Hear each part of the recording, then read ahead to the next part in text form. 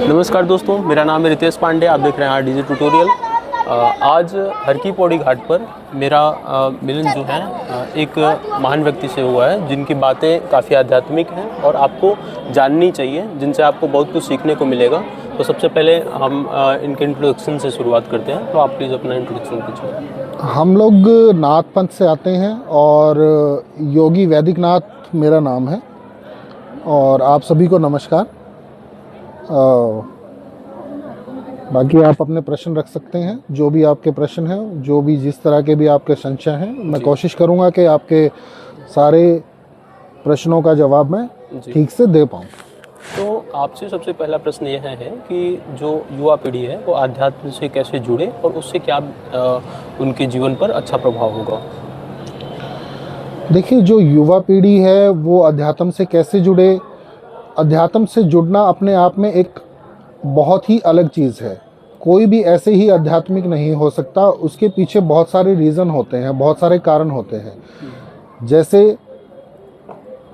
जैसे महात्मा बुद्ध जी हुए, उनको वैराग्य आया, ठीक है, उनके मन में ये भाव आया कि मुझे जानना है परमात्मा है कहाँ, वो कैसे दिखते हैं, उनका क्या रूप है, ठीक है। तो सबसे पहले ज़रूरी है वैराग्य आना, उससे ज़्यादा ज़रूरी है अध्यात्म को समझना। अध्यात्म से जुड़ना बाहरी कुछ भी नहीं है, उसमें बाहर से आप किसी भी प्रकार से आध्यात्मिक नहीं हो सकते जब तक आप अंदर से आध्यात्मिक नहीं होते। और अंदर से आध्यात्मिक होने के लिए सबसे पहली सीढ़ी जो है वो है वैराग्य। जब आपका मन संसार से हटके अंदर की तरफ जाने लगे, अपनी आत्मा के बारे में जानने के आपके प्रश्न आपके दिमाग में, आपके मन में उत्पन्न होने लगे, तब ही आप पूर्ण रूप से आध्यात्मिक हो सकते हो। कोई भी युवा है वो भी तभी आध्यात्मिक हो सकता है। ऐसे आध्यात्मिक के भी दो रूप हैं, बाहरी और अंदरी। जो अध्यात्म का सही रूप है वो तभी हो सकता है जब हम लोग आत्मा से जुड़े, अपनी आत्मा के बारे में जानने की कोशिश करें। तो आपने जैसे कि कहा कि जब इंसान का जो मन है वो वैराग्य या फिर जो कुछ भी व्याप्त है उसके जीवन में, जो चल रहा है उसके प्रतिदिन के लाइफ में, उससे हट के अध्यात्म की ओर जुड़े या फिर जाए, तो वो इंसान जो है अध्यात्म से जुड़ने लगता है या फिर जुड़ता है। इस बात को समझने की ज़रूरत है कि अध्यात्म से कोई भी नहीं जुड़ सकता। अपने आप से उसको कुछ अपने आप से नहीं जुड़ा जा सकता। देखिए, जैसे फ्रिज होता है आपके पास, आपके हिसाब से, युवा के हिसाब से बताते हैं, जैसे फ्रिज है, कुछ चीज़ें आपके हाथ में है, आप पानी को क्या कर सकते हो, ठंडा कर सकते हो, ठीक है, अपने हिसाब से कर सकते हो, लेकिन आप पानी बना नहीं सकते। जी बिल्कुल। ठीक है, आप उसको गर्म कर सकते हो, पानी बना नहीं सकते। कुछ चीज़ें क्या हैं वो परमात्मा के हाथ में हैं और कुछ चीज़ें क्या हैं वो इंसान के हाथ में हैं।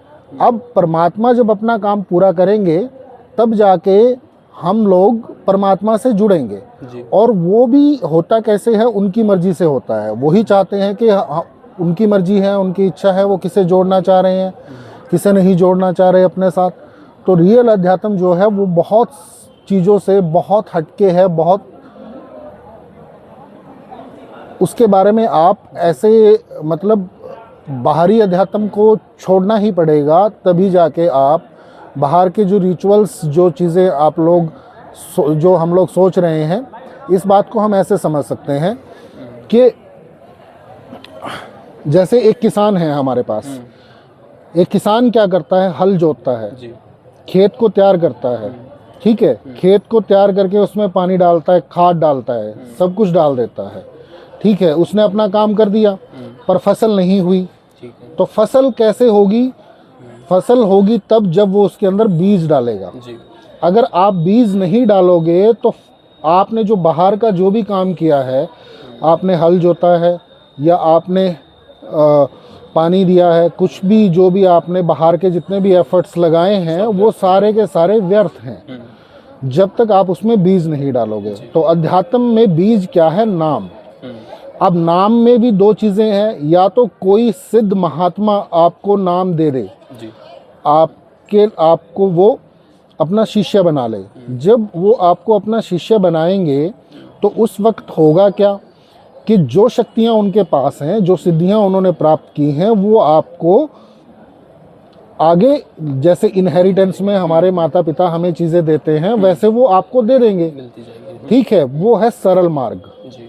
सरलता से आपको कोई चीज़ मिल गई और आपको परमात्मा की दया से कोई ऐसे साधु मिल गए जो कि सिद्ध हैं, उन्होंने अपनी सारी शक्तियाँ और अपनी चीज़ें आपको दिखा दिया। वो होता है गुरु। गुरु आपको कभी भी पार लगा सकते हैं। दूसरा तरीका है कि आप अपने ही एफर्ट्स लगाएं। आप नाम जप रहे हैं, आप एक लंबे समय तक नाम जपते रहे हैं, तो जपते जपते क्या होगा कि नाम आपके पहले आपके गले में, गले तक, यहाँ तक, हृदय तक, गले तक पहुँचेगा, तो यहाँ से आपके कट कट कट की आवाज़ आने लगेगी। ठीक है, फिर वो नाम और चलता जाएगा और चलता जाएगा, वो सांस सांस में आपका नाम जो है वो चलता जाएगा।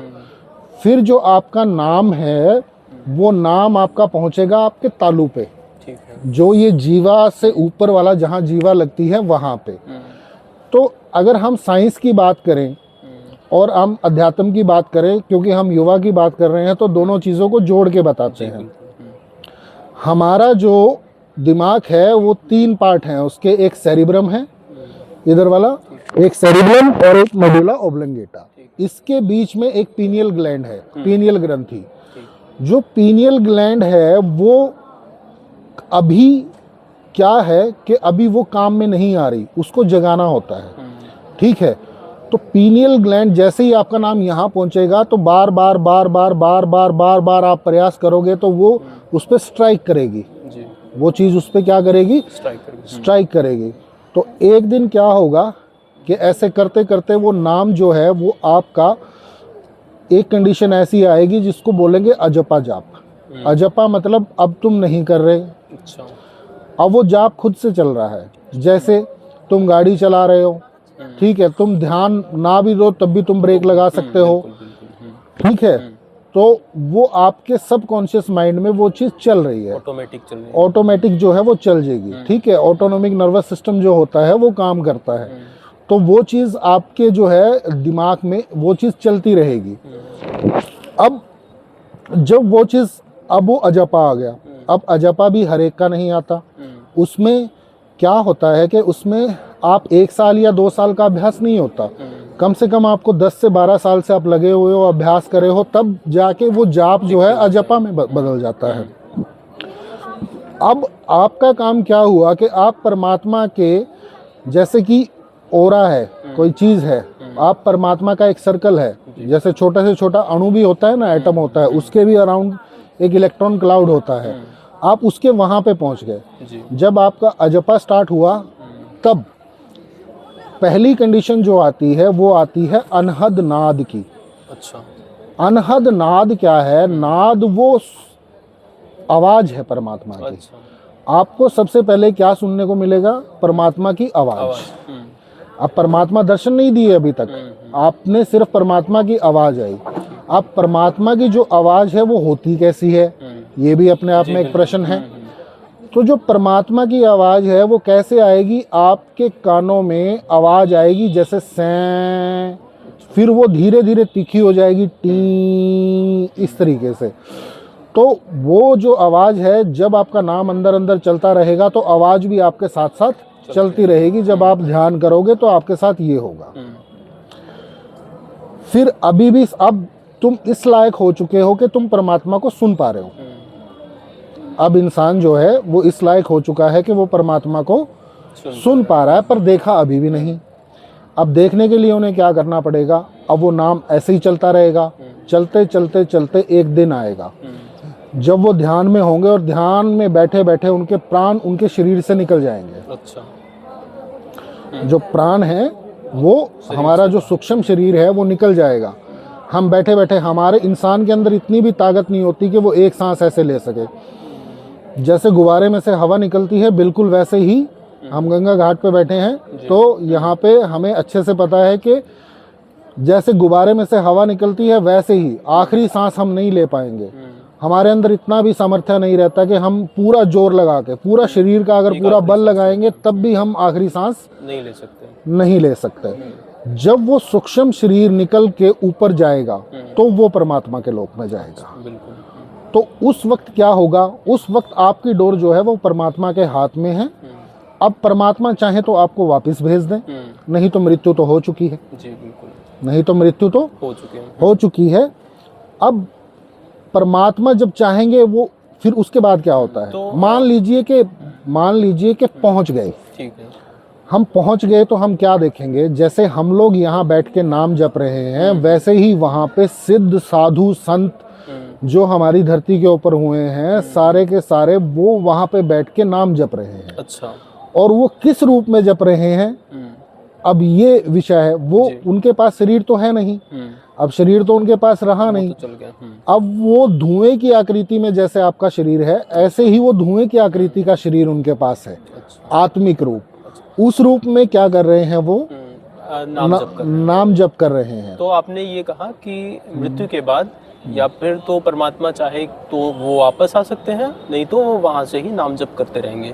तो ऐसा कोई है ऐसा जो कि मृत्यु के बाद वापस आया हो और फिर अपने दैनिक जीवन में या फिर जो भी परमात्मा से जुड़ने का जो भी कार्य है? ये आपका बहुत ही उत्तम प्रश्न जो आपने अभी पूछा है, ये बहुत उत्तम प्रश्न है।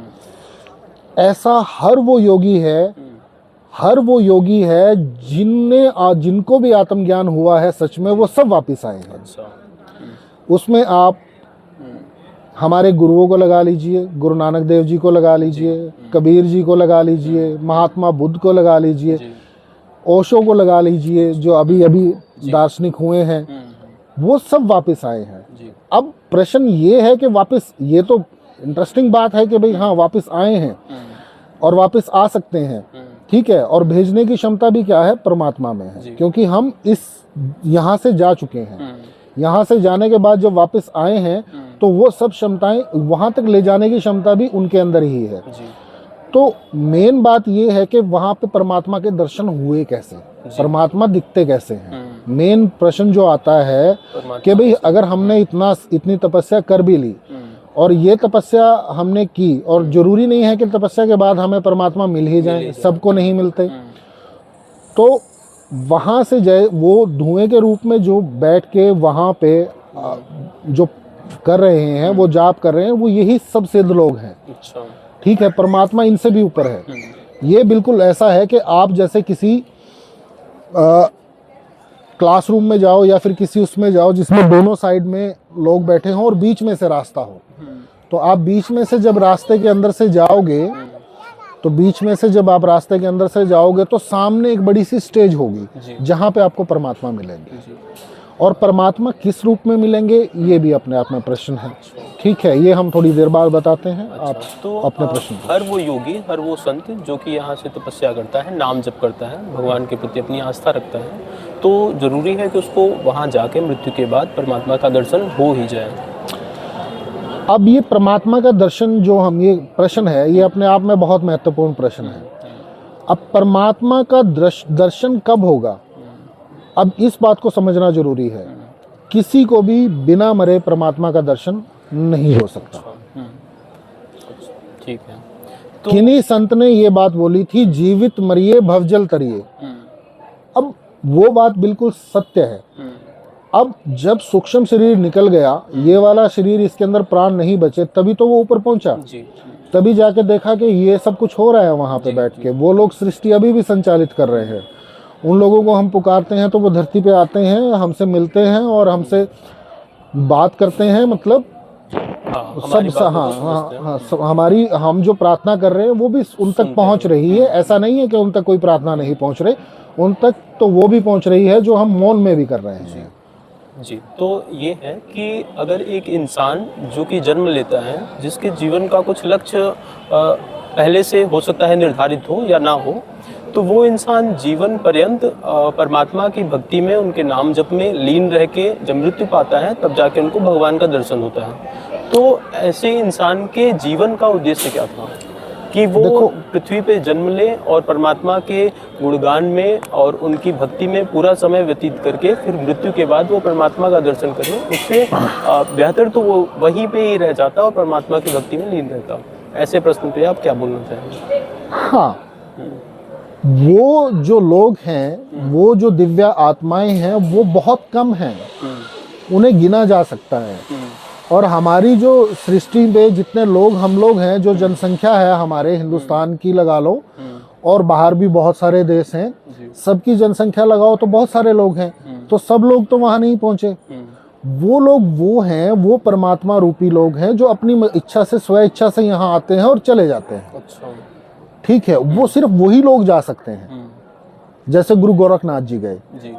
ठीक है, तो ये वो ही वहाँ जा सकते हैं, हर इंसान नहीं वहाँ पे जा सकता, वो चीज़ें नहीं देख सकता। तो हाँ, इंसान तब जा सकता है जब उसका तप और पिछले जन्म का जो प्रारब्ध है वो इतना ज़्यादा स्ट्रांग है कि वो उसने कुछ ऐसे कर्म किए हैं इस जन्म में भी, और जो परमात्मा की वो नज़र में आ गया और परमात्मा ने उसको चुन लिया कि भाई आपने अब क्या करना है। जो काम आप धरती पे कर रहे हो, वहाँ बैठ के नाम जप कर रहे हो, अब आप यहाँ बैठ के नाम जप करो। जब ज़रूरत होगी धरती पे वापस जाने की तो हम अपनी, तब आपकी भगवान की अनुमति से आप वापस भगवान की अनुमति से आप वापस आ सकते हैं। अच्छा, तो उनका उद्देश्य यही होता है कि भाई जी। तो एक प्रश्न है, ये है कि जो इंसान जिसका जन्म हुआ और उसके जन्म में लगातार अनेक दुख आ रहे हैं उसके जीवन में, और किसी कारणवश उसकी मृत्यु हो जाती है, और मान लीजिए कि उसका यह प्रथम जन्म था, पहला जन्म था, तो उसके जीवन में पहले ही जन्म में इतनी बड़ी घटना क्या दर्शाती है? क्योंकि उसका तो कोई पूर्व जन्म का पाप नहीं है, कोई पूर्व जन्म का फल नहीं है, उसका तो जीवन का पहला ही जन्म था उसका। तो उस पर आप क्या कहना चाहेंगे? ये बात हम कैसे पता लगा सकते हैं कि उसका पहला जन्म था? ये थोड़ा सा बहुत ही नामुमकिन सी बात है। नामुमकिन बात ऐसे है कि हम लोगों ये सामर्थ्य है ये जानना आप कौन सा जन्म है आपका, नहीं आप कर सकते। आप नहीं बता सकते, आपके अंदर वो सामर्थ्य नहीं है। अब ये बात जानना ही बड़ा मुश्किल है कि भाई इसका जन्म कौन सा था। जी। ठीक है, और फिर उसके बाद ये बात कहना कि इसको दुख मिले और पहले जन्म में ही मिले, ये भी अपने आप में एक बहुत ही मिथ्या सी बात, हाँ, ये एक्सेप्शन हो जाएगा और ये अपने आप में ऐसी बात हो जाएगी जिसका हमें ज्ञान नहीं है, हम उसके बारे में बोल रहे हैं। जी। अच्छा, तो अभी मैं ये जानना चाहूँगा कि आपके जीवन में जो है परमात्मा का दर्शन कैसे हुआ, या फिर आप पे उनका प्रभाव कब हुआ और किस प्रकार से आप उनसे जुड़े? मेरा हर एक का जीवन, मेरा अकेले का जीवन ऐसा नहीं है। हम अभी महात्मा बुद्ध जी की बात कर रहे थे। सबसे पहले होता क्या है कि जब हमारा ध्यान, मन जब इस संसार से निकल जाता है, यहाँ से बाहर हो जाता है, यहाँ सब हमें मिथ्या लगने लगता है, रिश्ते नाते सब चीज़ें जब हमें एकदम से मिथ्या लगे, तो उस वक्त वो वैराग्य जागृत होता है जब इंसान के पास परमात्मा के सिवा कुछ बचता नहीं। जब परमात्मा के सिवा हमारे पास कुछ बचता ही नहीं, उस समय जो है हृदय जो है वो परिवर्तित हो जाता है, हृदय का परिवर्तन हो जाता है। तब जो इंसान है वो ये सोचता है कि जब उनके अलावा कुछ है नहीं है तो उनका ही नाम जपो। जी, बिल्कुल। अगर मांगना है तो उनसे मांगो, लोगों से क्या मांगना, किसी से क्या वो रखनी, अपेक्षा करनी। तो ये भी जो है, अब इसमें भी समझने वाली बात ये है कि ये जो चीज़ है वो भी परमात्मा ही की इच्छा से ही होती है। हर किसी को ये चीज़ मिल जाए, ये चीज़ भी अपने आप में बहुत बड़ी चीज़ है कि भाई हाँ, इंसान सिर्फ एक बात पे टिक जाए कि उसको सामने परमात्मा के सिवाय उसको कुछ दिखाई ना दे। नहीं तो हम ऑप्शंस जो हैं इंसान ढूंढता है, मैं उसको फ़ोन कर लूँगा तो वो ये कर देगा, मैं उसकी सहायता ले लूँ, उसकी सहायता ले लूँ, तो वो सहायता के अपने जो है मार्ग खुले रखता है। लेकिन सहायता के मार्ग, अगर सारे सहायता के मार्ग बंद हो जाएं जी, तो इंसान के पास क्या बचता है? परमात्मा, और वो भी उनकी इच्छा से। ये जो स्थिति आती है वो उनकी इच्छा से आती है। इसका मतलब क्या है कि आपको चुन लिया गया, तो आप सिर्फ अब उनके हो और वो आपका है, उसके अलावा जीवन में कुछ बाकी नहीं है। जी, तो संसार में जितनी भी चीज़ें हो रही हैं वो सब परमात्मा की इच्छा से ही हो रही है। मतलब हर एक चीज़, छोटी से छोटी या बड़ी से बड़ी चीज़ जो कुछ भी है, परमात्मा की इच्छा से ही हो रही है। इस बात को टेक्निकली समझने के लिए आपको एक चीज़ का ध्यान करना पड़ेगा। आपके पास किसी कंपनी की सिम है, ठीक है, आपके पास फ़ोन है, मेरे पास फ़ोन है, औरों के पास फ़ोन है, उनके पास सिम है।